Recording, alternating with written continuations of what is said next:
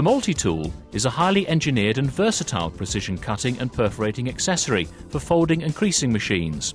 Many well-designed features underline its ability to produce a multiple choice of applications quickly and efficiently. The male blade holder houses the different types of cutting and micro-perforating blades, as well as the spacer rings and floating blade holder.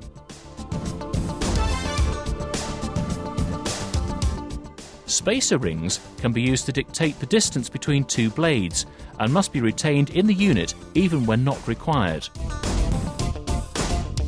The floating blade holder allows a second option of blade to become operational.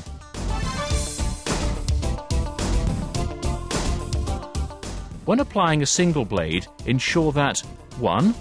The unused floating blade holder is reversed, as this prevents damage to the nylon spacer rings. 2. The end collar hub recess is inward. This houses the outward-facing and unused floating blade holder. The nylon spacers dictate the distance between two blades. All unused spacers must be retained in the device at all times. Collars can work loose during production and must be attached to the shafts in the correct way. The easy rule to remember is to make sure that the top collar has the fixing screw on the right side, and the bottom collar has the fixing screw on the left side. Individual blades can be attached to the device to perform the specific applications. Single perforating. The device is set to produce a single micro-perforation by gently pressing against the nylon sleeve below. Minimum penetration is required, as excessive pressure causes unnecessary wear.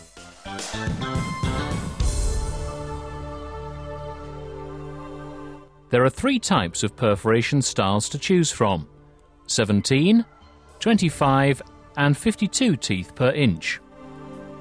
Double perforating. The same rules apply when implementing 2 micro-perforations simultaneously. Replacing the micro-perforating blade for a shallow cutting knife will produce a kiss cut on heavy material such as greeting cards. This produces a flat product once folding has been implemented. Using the multi-tool for slitting is a matter of substituting the perforation blade for a slitting blade and replacing the nylon sleeve for a cutting boss. The quality of cut is comparable to what you would achieve on a guillotine. To produce a double cutout, a second blade must be inserted to the male blade holder.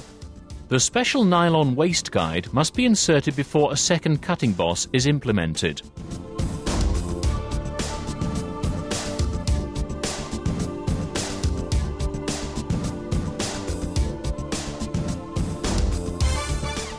There are no fast or set rules for edge trimming. We recommend that you try the conventional way as recommended by your folding machine manufacturer. An alternative method can be incorporated where the blade faces inward and a cutting boss is pushed against its flat side. For this, replacing the existing gripping band with the Super Grip Blue version is essential. A second cutting boss is then placed approximately 1 mm away from the bevel, so that it is used to grip the waist trim only. At least 50% of the sheet should be free from support collars in order for this method to be effective.